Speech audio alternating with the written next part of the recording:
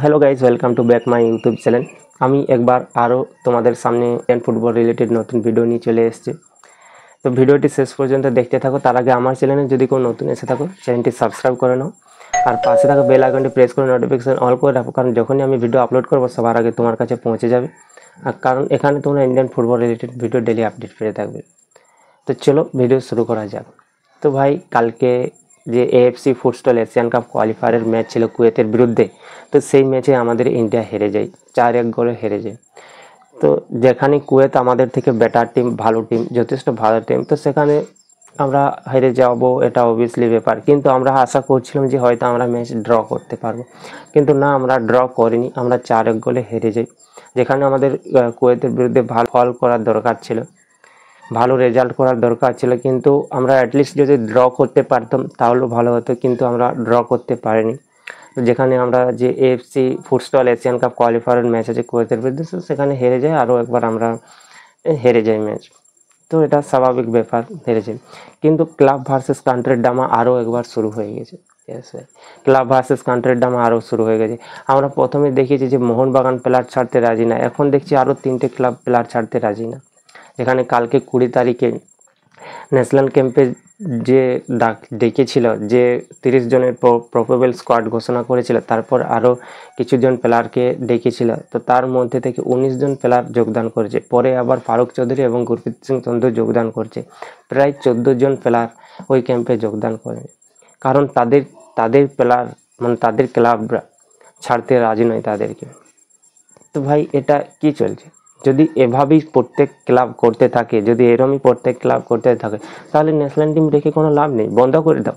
কেন খেলছো AFC cup qualifier? আমি তো বলবো ভাই যে এএফএফকে বলবো, তোমরা কেন খেলছো? বন্ধ করে দাও। যে ন্যাশনাল খেলাগুলো আছে সেগুলো বন্ধ করে দাও, শুধু ক্লাব ফুটবলগুলো খেলাও। ক্লাব যেগুলো আছে সেই ক্লাব ফুটবলগুলো খেলো, শুধু আইএসএল খেলো, আই লিগ খেলো, আবার যে ACL2 খেলো, তা সেই সবগুলো খেলো। কেন এফসি এশিয়ান কাপ কোয়ালিফায়ার খেলতে যাবে? কেন ফিফা ওয়ার্ল্ড কাপ কোয়ালিফায়ার খেলতে যাবে? কারণ যখন ক্লাবগুলো প্লেয়ার ছাড়বেই না, তখন তুমি কেন খেলতে যাবে? বন্ধ করে দাও। এরকমই হয় না যে প্লেয়ার ছাড়বে না, ক্লাব প্লেয়ার ছাড়বে না, যেসব প্লেয়ারগুলো থাকবে ওই প্লেয়ারগুলোকে নিয়ে যাবে, ভালো ভালো প্লেয়ারগুলোকে ছাড়বে না ন্যাশনাল টিমের জন্য। কারণ ন্যাশনাল টিমের জন্য প্লেয়ার ছাড়ছে না ক্লাবরা, এটা একবার ভেবে দেখো। ন্যাশনাল টিমের জন্য, যেখানে ইন্ডিয়াকে রিপ্রেজেন্ট করবে। আমি তো মনে করি দেশ আগে তারপর ক্লাব, কিন্তু এখানে দেখছি না, আমাদের ইন্ডিয়াতে ক্লাব আগে তারপরে দেশ। এটা আমাদের ইন্ডিয়ার কি সিস্টেম ভাই, যে ক্লাব আগে তারপরে দেশ? এআইএফএফের ভুল আছে, আমি বলছি না এআইএফএফের ভুল নেই বলে, এআইএফএফেরও ভুল আছে। কারণ তারা যখনই কোনো প্লেয়ার চোট খেয়ে যায়, তখনই তারা হাত তুলে যায় যে না, এই প্লেয়ারের চোট খরচা আমি নেব না। সেই প্লেয়ারকে নিজে থেকেই চোটের যে পুরোপুরি খরচা আছে, সে নিজেকেই সেই খরচা বহন করতে হয়। হ্যাঁ, এটা এআইএফএফের ভুল আছে, কিন্তু তোমরা ভাই দেশকে রিপ্রেজেন্ট করার সুযোগ পাচ্ছ, দেশকে ভেবে দেখো, নিজের দেশকে। তো সেখানে তোমরা যদি না যাও, আমি প্রত্যেকটি প্লেয়ারকে বলবো যে তোমাদের ক্লাবের সাথে কথা বলো এবং তোমরা দেশের জন্য খেলার জন্য এসো, তোমাদের দেশকে রিপ্রেজেন্ট করো। কারণ তোমাদের দেশ যদি আগে যায়, ক্লাবও আগে যাবে। আমরা জানি যে যদি ইউরোপ কান্ট্রি মানে লা লিগা বা প্রিমিয়ার লিগ যদি খেলতে হয়, তাহলে আমাদেরকে 70 র্যাঙ্কের মধ্যে থাকতে হবে। তো আমাদের ইন্ডিয়া টিম যদি না ভালো করে, তাহলে কখনোই ক্লাব ভালো হবে না। আগে ন্যাশনাল টিম ভালো হবে, তারপরেই ক্লাব ভালো হবে। কারণ ওখান থেকেই প্লেয়ারের মান বাড়বে। ক্লাব থেকে তোমার মান বাড়বে না ভাই। ক্লাবে তুমি ওই আইএসএল খেলবে, আই লিগ খেলবে, বাকি 1-2 ক্লাব হবে যারা ACL খেলবে। তো ACL খেলার পরেও যে তাদের মান বেড়ে যাবে, প্লেয়ারের মান বেড়ে যাবে? বাড়বে না। কিন্তু তুমি ন্যাশনাল যদি খেলো, ন্যাশনাল টিমে যদি খেলো, তো সেখান থেকে তোমার মান বাড়বে।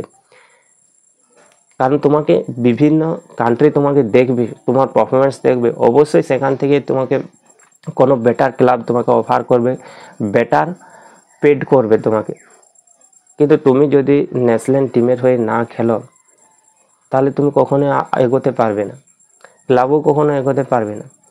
তাহলে যেখানে 14 জন প্লেয়ার ভাই, যেখানে 30 জন প্রবেবল নেট ক্যাম্পে প্র্যাকটিসের জন্য ডেকেছিল, সেখানে 19 জন মাত্র প্লেয়ার ক্যাম্পে যোগদান করেছে, 14 জন প্লেয়ার যোগদান করেনি। একবার ভেবে দেখো ভাই, 14 জন যেখানে প্রথমে আমরা মোহনবাগানকে তো দেখেইছে যে তারা প্লেয়ার ছাড়তে রাজি নেই, এখন দেখছি ইস্ট বেঙ্গল, বেঙ্গলোর এফসি এবং পাঞ্জাব এফসি তারাও প্লেয়ার ছাড়তে রাজি না। তো এরকম করলে কি করে হবে ভাই, একবার ভেবে দেখো। এরকম যদি করতে থাকে তাহলে আমি তো বলবো সরাসরি এআইএফকে যে তোমরা ভাই ন্যাশনাল খেলা বন্ধ করে দাও, তোমরা শুধু ক্লাব ফুটবল খেলো, ন্যাশনাল টিম খেলা বন্ধ করে দাও। যেখানে খালিদ জামিল পার্সোনালি রিকোয়েস্ট করেছিল যে আমি প্রত্যেক ক্লাবের ওনারকে এবং ম্যানেজারকে পার্সোনালি রিকোয়েস্ট করছি যে ন্যাশনাল ক্যাম্পের জন্য প্লেয়ার ছাড়ো, প্লেয়ার রিলিজ করো।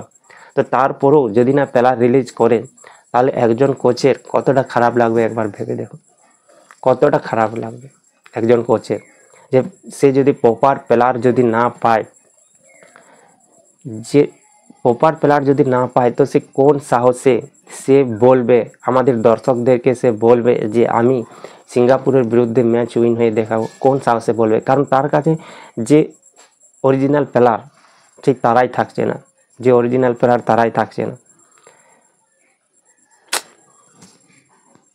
যারা প্লেইং 11-এ খেলবে সব সময়, তো তাদের কাছে না, তাদের কাছে প্র্যাকটিস করার জন্য প্লেয়ার থাকছে না। তো খালিদ জামিলের হয়ে আমার খুব খারাপ লাগছে, আমাদের একজন আমি ইন্ডিয়ান ফ্যান্স হয়ে আমার খুব খারাপ লাগছে যে আমি ক্লাবগুলো ছাড়ছে না প্লেয়ার ন্যাশনাল টিমের খেলার জন্য। তো আমি রিকোয়েস্ট করছি ক্লাবদের কাছে এবং প্লেয়ারদের কাছে, ভাই যে তোমরা আসো, ইন্ডিয়াকে রিপ্রেজেন্ট করো, ইন্ডিয়ার হয়ে খেলো। ক্লাবগুলোকে বলছি তোমরা প্লেয়ার ছাড়ো, ইন্ডিয়ার হয়ে খেলার জন্য প্লেয়ার ছাড়ো, প্লিজ তোমরা প্লেয়ার ছাড়ো। প্লেয়ারদেরকে বলছি ভাই তোমরা আসো, এসে খেলো, ইন্ডিয়ার হয়ে খেলো, কারণ তোমরা ইন্ডিয়াকে রিপ্রেজেন্ট করার সুযোগ পাচ্ছ, ইন্ডিয়া খেলার সুযোগ পাচ্ছ, যারা অনেকেই পায়নি। তো তোমরা তো পাচ্ছ ইন্ডিয়াকে রিপ্রেজেন্ট করার জন্য, যাদের অনেক স্বপ্ন যে আমরা ইন্ডিয়ার হয়ে খেলবো, ইন্ডিয়াকে রিপ্রেজেন্ট করব, তারা চান্স পাচ্ছে না, কিন্তু তোমরা পাচ্ছ। তো তোমরা ক্লাবের সাথে কথা বলো, ক্লাবের সাথে কথা বলে পর এসো এবং ইন্ডিয়ার হয়ে খেলো, এটাই প্লেয়ারদের কাছে বলবো। তো দেখা হবে পরের ভিডিওতে। তো এই ভিডিওটি বেশি বেশি করে শেয়ার করো ভাই, বেশি বেশি করে লাইক করো, কারণ ভিডিওটা অনেক সাহায্য করবে ন্যাশনাল ক্যাম্পে যোগদান করার জন্য প্লেয়ারদেরকে। তো প্লিজ সবাই ভিডিওটি বেশি বেশি করে লাইক করো, শেয়ার করো। তো দেখা হবে পরের ভিডিওতে, আরও কিছু বিষয় নিয়ে ডিসকাস করব। তো ততক্ষণ পর্যন্ত তোমরা সবাই সুস্থ থাকো, ভালো থাকো। জয় হিন্দ।